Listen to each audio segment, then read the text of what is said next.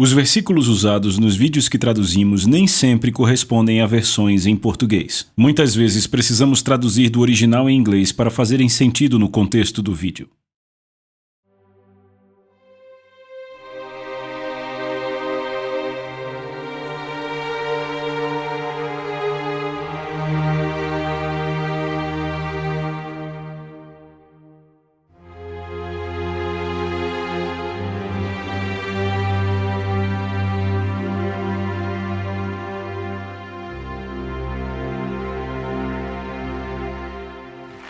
Obrigado, Pai.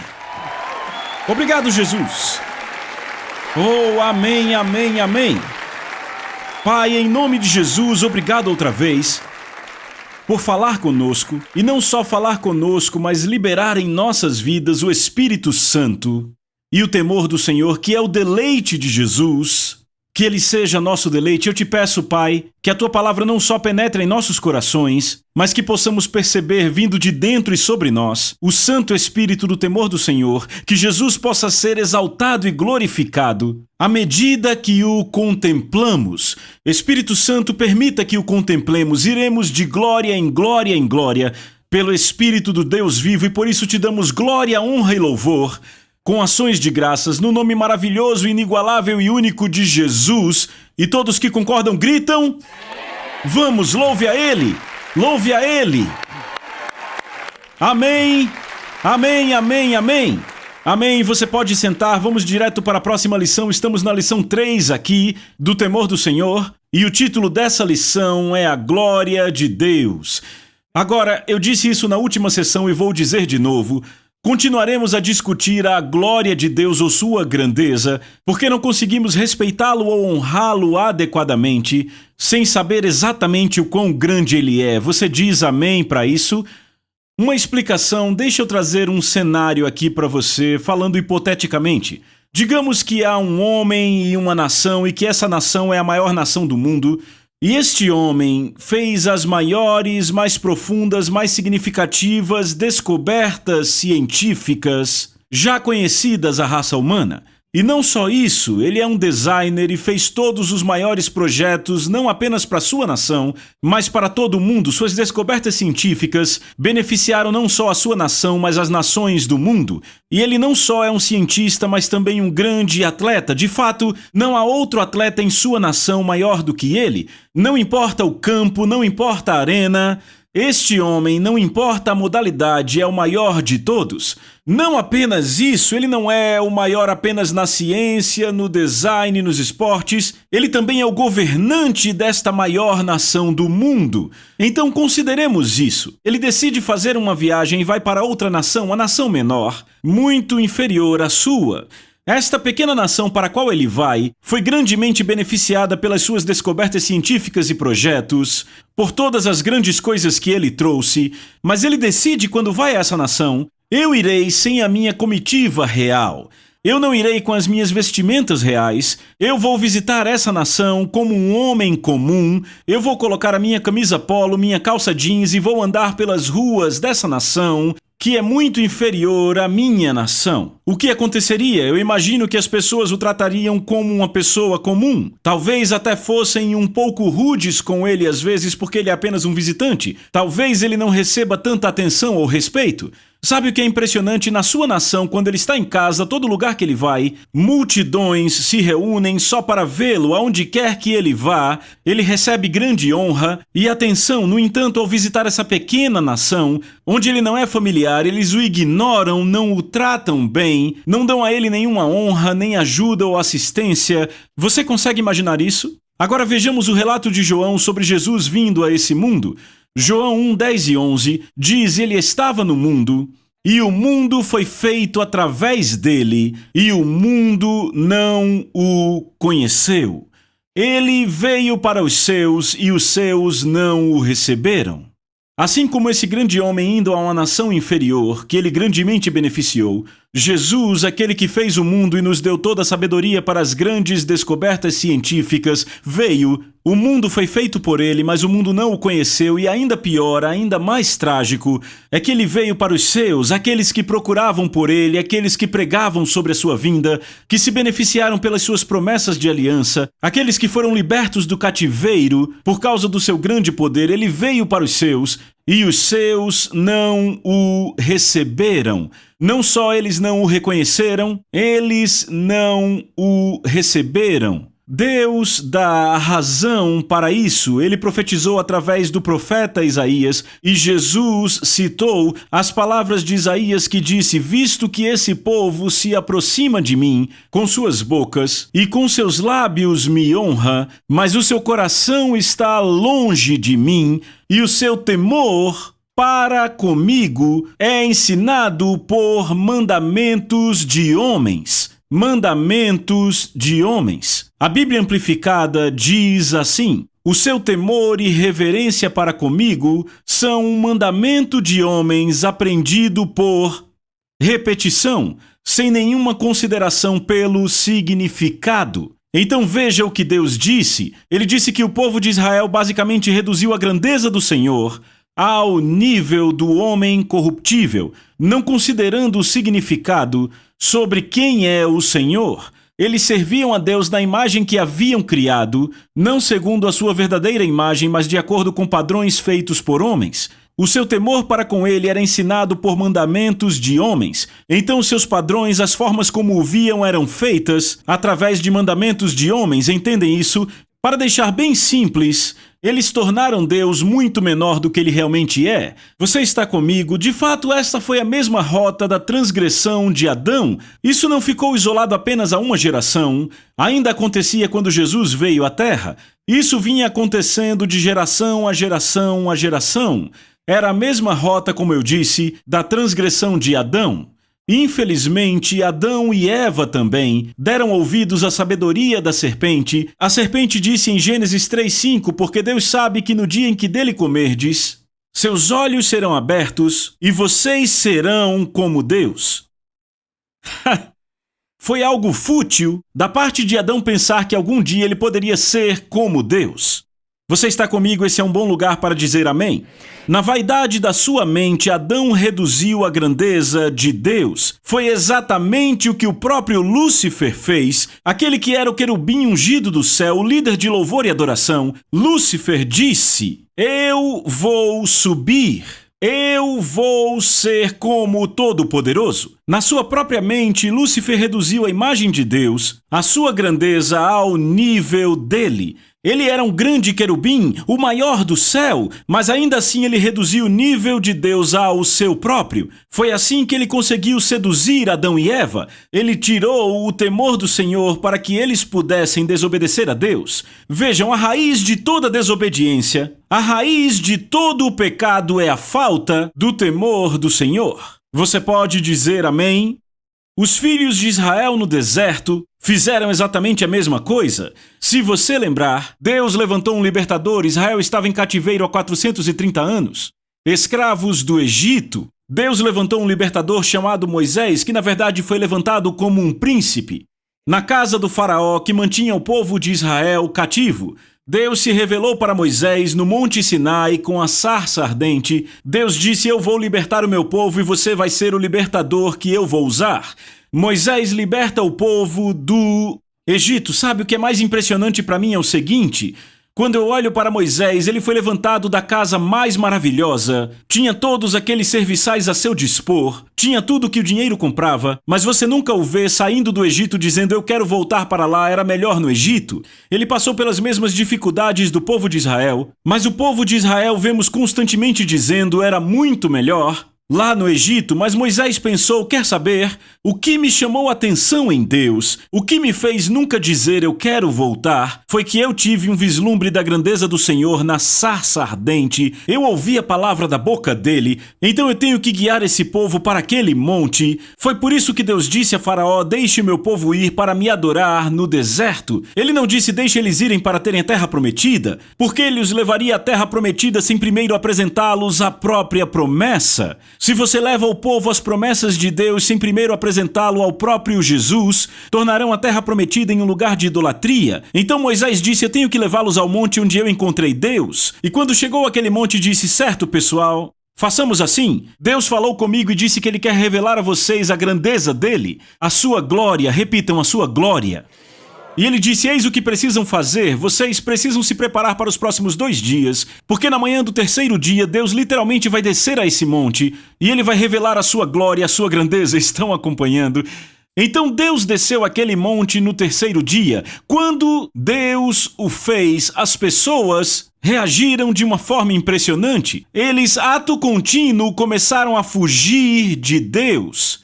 Foi por isso que Moisés olhou para eles em Êxodo 20:20 e disse: não temais, Deus veio para vos provar e para que o seu temor esteja diante de vós, a fim de que não pequeis. À primeira vista soa como contradição. Moisés disse: não temais. Repitam: não temais. O que ele está dizendo é: não tenham medo de Deus, porque Deus vai testar vocês para ver se o temor dele, se o temor santo dele está em vocês, porque esse temor vai evitar que vocês pequem, a fim de que não pequeis. Certo, então bem aí, Moisés está tratando da diferença entre ter medo de Deus, ter medo dele e o temor do Senhor. Há uma diferença. Como o povo de Deus não temia a Deus, eles fugiram e disseram: Moisés, estamos com medo dele, estamos assustados com ele. Você fala com Deus e fazemos tudo o que ele disser, certo? Então Moisés, desta forma, vai até Deus, e Deus disse: muito bem, eu quero que você e Arão subam ao topo do monte. E o que é interessante é que, se você continua lendo o livro de Êxodo, vê que Moisés passou 40 dias e 40 noites com Deus no topo do monte. Arão, por alguma razão, acaba voltando para o povo, porque ele encontrou mais conforto na presença do povo do que na presença de Deus. Isso é algo que você descobre em pessoas que não temem a Deus. Elas se sentem muito mais confortáveis com pessoas do que com Deus. A pessoa que realmente teme a Deus ama as pessoas, ama estar com elas, mas o seu amor, a sua paixão é estar próxima a Deus, porque o temor do Senhor as aproxima dele. Estão comigo? O temor do Senhor te liberta de qualquer tipo de medo dos homens. Eu vou dizer, pessoas enredadas com medos humanos, o que as pessoas pensam de mim, são pessoas que não têm o temor do Senhor. Oh, o temor do Senhor nos liberta e nos revigora, amém? Então o que acontece é que quando Moisés está no topo do monte, Deus se revela para ele, certo? Mas sabe o que Arão faz? As pessoas se juntam a Arão. Arão tem uma chamada de liderança em sua vida, um dom para a liderança, e isso tem uma certa qualidade, isso atrai as pessoas. Se alguém tem o dom da liderança, as pessoas são atraídas para essa pessoa, faz parte deste dom. Arão tinha esse dom em sua vida, pessoas eram atraídas a ele, e as pessoas então se juntaram, e sabe o que disseram a ele? Disseram: Arão, faça para nós um Deus que irá diante de nós. Arão então diz a eles que entreguem ouro e prata, ele derrete o ouro e a prata, e com todo aquele metal derretido ele faz um bezerro dourado. Conhecemos a história, certo? Agora veja o que acontece em Êxodo 32, verso 4. Depois de feito o bezerro, o povo de Israel declarou: disseram: este é o teu Deus, ó Israel, que te tirou da terra do Egito. Agora, a palavra original para Deus aí é a palavra hebraica Elohim. Elohim é usada aproximadamente 2.000 vezes no Velho Testamento. Na maioria das vezes, Elohim se refere ao Deus Todo-Poderoso a quem servimos. Há algumas vezes, várias vezes eu diria, em que Elohim é usada no Velho Testamento para descrever um Deus falso. Estão acompanhando? Agora eu vou deixar bem claro, também se refere ao próprio Deus. Em Gênesis há 30 ocorrências só no primeiro capítulo. Deus criou os céus e a terra. A palavra para Deus aí é Elohim. Então temos que ler isso em contexto para entender de quem ele está falando. Então disseram: este é o teu Deus, ó Israel, que te tirou da terra do Egito. De quem eles estão falando, descobrimos isso no versículo seguinte, verso 5. Arão então lhes disse: amanhã será festa ao Senhor. Veem a palavra Senhor? A palavra hebraica aí para Senhor é a palavra Jeová ou Yahvé. Este é o único e verdadeiro nome de Deus, que é tão sagrado que mais tarde o hebraico o escreve até sem vogais. Este nome, Jeová ou Yahvé, nunca é usado para descrever um Deus falso na Bíblia. O que aconteceu foi que aquele bezerro saiu do fogo e o povo disse: eis aí está Elohim. que nos libertou do Egito, e Arão disse: amanhã será festa ao Senhor, apontando para aquele bezerro, e no dia seguinte houve dança e tudo mais. Vocês se lembram disso? O que é impressionante é o seguinte: eles não olharam para o bezerro e disseram: eis aí está algum deus egípcio que nos libertou do Egito. Disseram: aí está Yahvé. Eles não negaram que Yahvé os havia libertado do Egito. Eles ainda confessavam que Yahvé os tinha libertado do Egito. Eles ainda confessavam que ele era o Deus a quem deviam servir. No entanto, reduziram a imagem dele, de quem ele é, para uma imagem que era familiar a eles na sociedade em que viviam há mais de 400 anos, um bezerro dourado. Você está pegando isso? Então o que fizeram foi reduzir a imagem de Deus, reduziram a sua glória a uma imagem que era familiar a eles. Por isso que Deus convidou Arão para o topo do monte. Deus não queria ser mal representado por este líder, mas por Arão congregar-se com aquele povo, ele trouxe o que havia de familiar na sociedade em que ele crescera. Foi por isso que veio o bezerro e ele disse: aí está, vamos fazer uma festa para Yahvé que nos libertou do Egito. Você está entendendo? Eu perguntei se você está entendendo isso. Então, no Velho Testamento podemos ver como Deus foi reduzido a uma imagem que a sociedade da época conhecia. Bem, eu tenho novidades e não são das boas. O apóstolo Paulo disse que a mesma coisa aconteceu no Novo Testamento, de fato nos dias em que estamos vivendo agora também. Porque Paulo escreve no livro de Romanos, e ele diz em Romanos capítulo 1, versos 20 e 21, pois desde a criação do mundo, os atributos invisíveis de Deus são claramente vistos. Alô! Falamos disso na sessão passada, falamos das estrelas, falamos da criação. Os seus atributos invisíveis são claramente vistos, sendo entendidos pelas coisas que são feitas, mesmo o seu poder eterno e divindade. Deus revelou tudo isso na criação, não é maravilhoso? Então eles são indesculpáveis. Agora vejam isso, porque embora conheçam a Deus, você viu isso? Eles conhecem a Deus. Eles não o glorificaram como Deus, nem foram gratos. Eles não o glorificaram por quem ele era. Certo? Os filhos de Israel reconheciam a libertação de Jeová, mas não lhe deram a honra, a reverência ou a glória que ele merecia. Bem, as coisas não mudaram muito, porque veja o versículo 23 de Romanos 1. Ele continua dizendo: e mudaram a glória do Deus incorruptível em semelhança da imagem de homem corruptível. Eles mudaram a imagem do Deus incorruptível em uma imagem feita pelo homem corruptível. Em nossa sociedade hoje, não adoramos vacas. Nós não adoramos insetos ou coisas que rastejam. Não na cultura americana. Você pode encontrar isso em algum lugar na Ásia, mas não encontra em nossa cultura. O que é que a nossa cultura adora? Dinheiro? Bem, vamos mais fundo na raiz disso, o homem corruptível. Sabe, a mídia é tão rápida em elevar pessoas, querem fazer com que astros de rock pareçam deuses para as crianças. Encaremos, nós adoramos homens corruptíveis em nossa sociedade hoje. Ou seja, o que acontece na sociedade hoje é basicamente a adoração do homem. Nossa sociedade não vai reduzir Deus à imagem de um bezerro. O que fazemos é reduzir a sua glória a uma imagem feita como nós. Ou seja, em outras palavras, nós o reduzimos da glória de quem ele é e o trazemos para o nosso nível. Então esses pensamentos já estão em minha mente há anos e anos.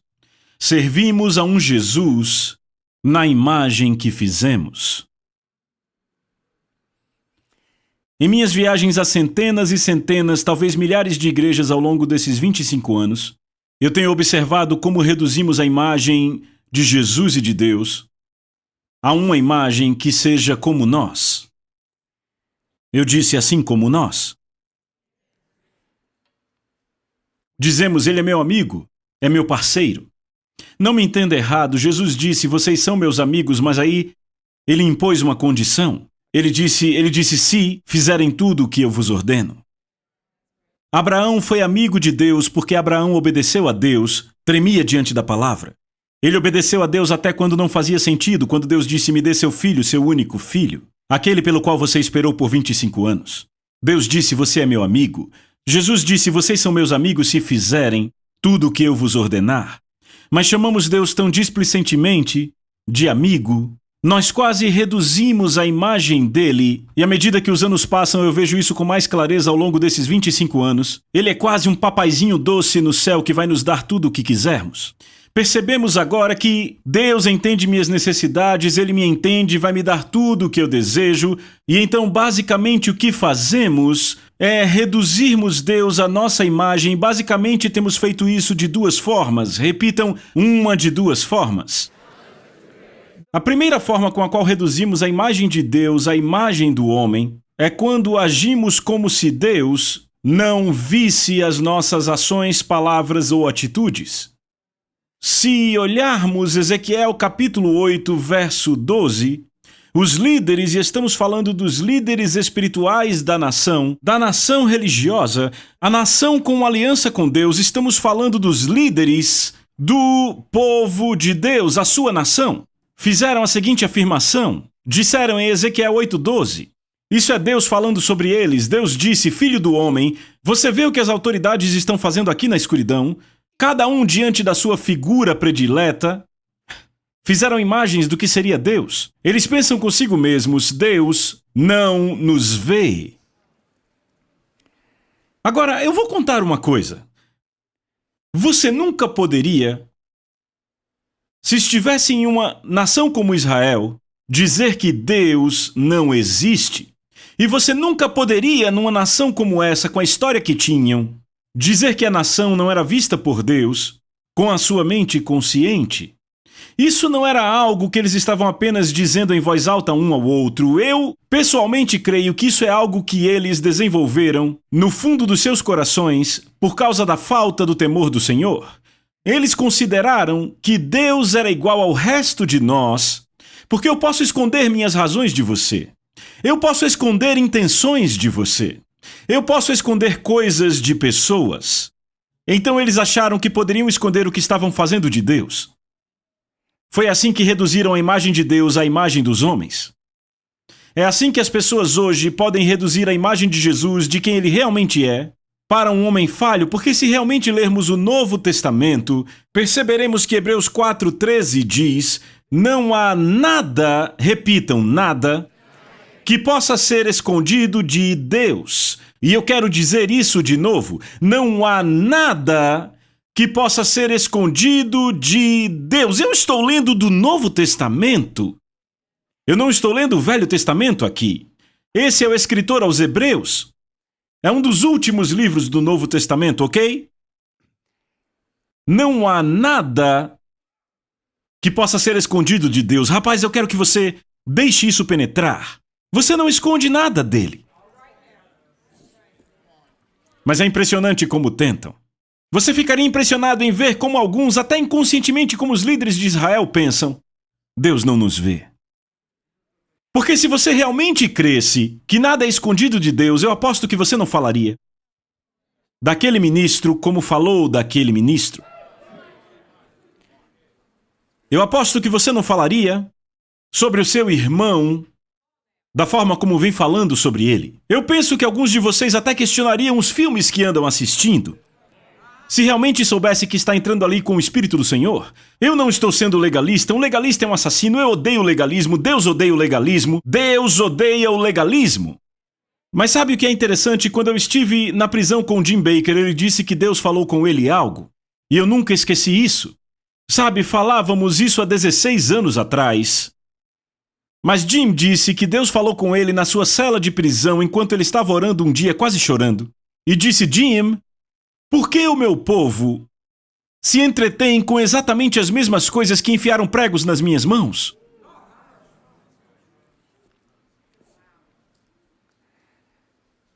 Eu imagino que não falaríamos da forma que falamos com nosso cônjuge ou filhos se realmente crêssemos que não podemos esconder nada de Deus. Quando você anda numa consciência alerta do temor do Senhor, você sabe que nada é escondido dele. Eu já ouvi ministros me dizerem antes, já os ouvi dizerem coisas enquanto ficava ali sentado tremendo que pensei, como você sequer diz isso? Estando no ministério? Como você diz isso? Você acha que Deus está simplesmente passando por cima, virando sua cabeça? Você está comigo? Eu acho que vocês estão muito quietos porque estão ouvindo bem. Hebreus 4:13, não há nada que possa ser escondido de Deus. Tudo em toda a criação está exposto e permanece patente diante dos seus olhos. Tudo. Todo motivo, toda intenção, toda palavra, todo ato permanece patente diante dele, porque ele não é um homem. Você está comigo? E é para ele que todos nós devemos prestar contas de nós mesmos. É por isso que Jesus diz enfaticamente àqueles que ama: vocês não podem esconder seu verdadeiro eu para sempre. Em breve vocês serão expostos. Eu estou lendo o Evangelho de Lucas, capítulo 12, versos de 2 a 5, nas versões A Mensagem em Inglês Contemporâneo. Vocês não podem esconder seu verdadeiro eu para sempre. Em breve vocês serão expostos. Não podem se esconder atrás de uma máscara religiosa para sempre. Mais cedo ou mais tarde a máscara escorregará e suas verdadeiras faces serão conhecidas. Vocês não podem sussurrar uma coisa no privado e pregar o oposto em público. Eu estou falando com vocês como a queridos amigos. Deus é a quem vocês devem temer. O que ele está dizendo é que quando você teme a Deus, você não vai projetar a si mesmo diferente de quem você é. Pessoas que se projetam diferente do que elas são, enganam a si mesmas. Paulo disse: eu sirvo a Deus com a consciência pura, ou seja, eu evito que a minha consciência seja contaminada. Eu projeto quem eu sou, e se há algo de errado em quem eu sou, eu vou a Deus e deixo que sua graça conserte isso. Aleluia! Porque é isso que a graça dele faz. A sua graça é a sua presença que traz poder, que nos dá a habilidade de fazermos coisas que os ditos sábios não conseguem fazer na habilidade natural. A pessoa que teme a Deus diz: isso não é muito bonito. Eu tenho algo com algumas pessoas. Eu tenho uma tendência para fazer isso, eu não vou ficar escondendo, não vou ficar cobrindo isso, agindo como se eu fosse um grande guerreiro espiritual, quando na verdade eu estou falando dos meus irmãos e irmãs pelas costas. Deus, isso é abominação para você. Você odeia isso, aquele que semeia discórdia entre os irmãos. Deus, remova isso da minha vida, e o que acontece é que agora você não tem mais nada a esconder. O temor do Senhor é límpido. Salmos 19 é límpido. Repitam, é límpido. Vocês não podem esconder o seu verdadeiro eu para sempre, em breve serão expostos, não podem se esconder atrás de uma máscara religiosa para sempre. Mais cedo ou mais tarde a máscara escorregará e sua verdadeira face será conhecida. Vocês não podem sussurrar uma coisa no privado e pregar o oposto em público. Eu estou falando a vocês como a queridos amigos, Deus é a quem vocês devem temer. O temor do Senhor lhes faz evitar isso. O Deus que guarda sua vida inteira, corpo e alma em suas mãos. Uau, isso é muito poderoso, não? O apóstolo Paulo disse em 2 Coríntios capítulo 5, verso 8, diz: estamos confiantes, sim, preferindo estar ausentes do corpo, estando presentes com o Senhor. Sabe, aí Paulo está falando apenas a cristãos, porque um pecador ausente do corpo está no inferno. Essa não é uma afirmação grosseira, é apenas uma afirmação. Devemos lembrar que Jesus disse: eu não vim para condenar o mundo, eu vim salvar o mundo. Porque o mundo já estava condenado, ele veio nos salvar daquilo que já estávamos condenados, certo? Mas Paulo diz bem aqui que quando estamos ausentes no corpo, estamos na presença do Senhor, por isso ele está falando a cristãos. Ele diz no verso 9, por isso nosso alvo, quer presentes ou ausentes, é agradar ao Senhor. O temor do Senhor nos faz querer agradá-lo sempre. Sabe, muitas vezes temos que fazer uma escolha. Eu agrado aqueles que eu estou vendo ou agrado aquele que eu não vejo. O temor do Senhor o mantém diante de você. Davi disse: tenho sempre o Senhor diante de mim. Ele se mantém diante de você para que você não ofenda aquele que você não vê, mesmo que tenha que ofender aquele que você vê. Verso 10. Por quê? Por que fazemos do nosso alvo agradá-lo? Porque importa que todos nós, ele está falando apenas a cristãos, todos nós, repita, todos, que todos nós compareçamos diante do tribunal de Cristo, para que cada um receba segundo o bem ou mal que tiver feito por meio do corpo. Veja o próximo verso: e assim, conhecendo o temor do Senhor, persuadimos os homens. Paulo está dizendo que o temor do Senhor vai te manter preparado para estar diante dele e prestar contas. Nós cristãos não prestaremos conta dos nossos pecados, eles foram erradicados pelo sangue de Jesus, mas teremos que prestar conta pelo que fizemos no corpo que não agradou a ele.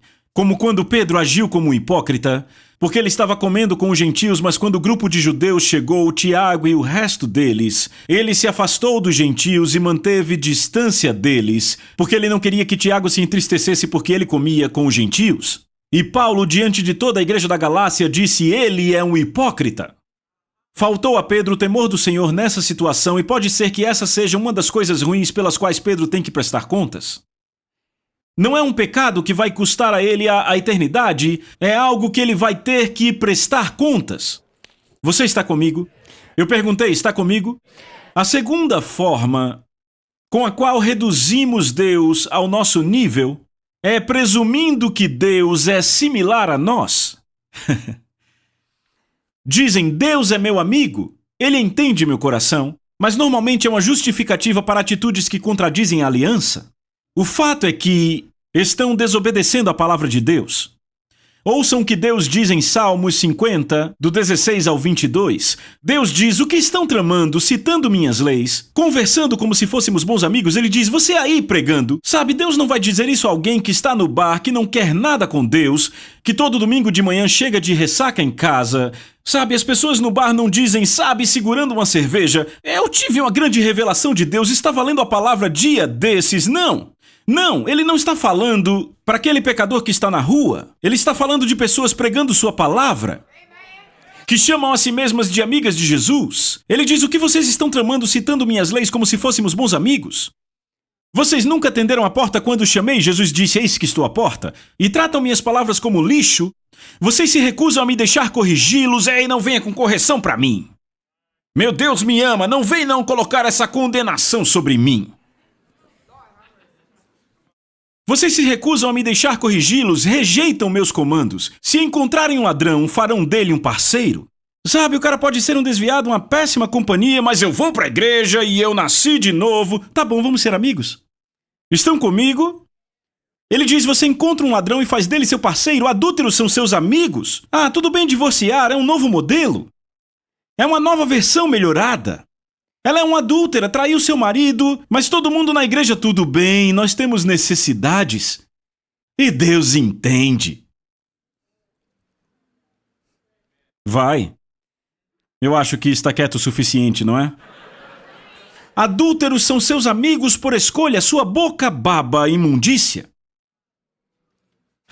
Sabe, a Bíblia nos ordena: evite conversas tolas e profanas. O temor do Senhor te afasta disso. Quando o espírito do temor do Senhor está em você, você tem um vigia na sua boca.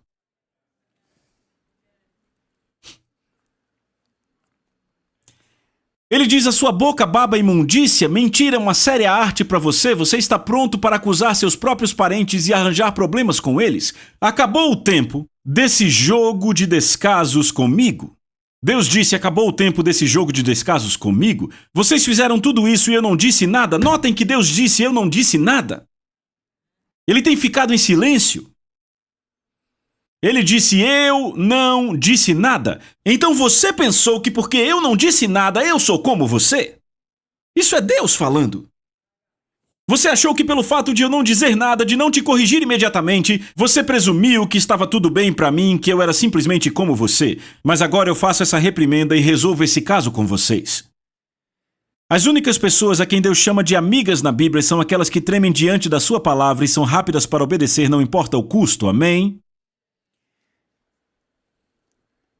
Em essência, eu vou encerrar, mas quero que você pense nisso. Paulo disse que nos últimos dias reduziríamos a imagem do Deus incorruptível, esse que eu preguei na última sessão, que mede o universo com a palma da mão, que o reduziríamos à imagem do homem corruptível. Vão fazer de Deus seu brother. E eu estou falando num sentido bem frouxo aqui. O temor do Senhor faz com que você evite isso.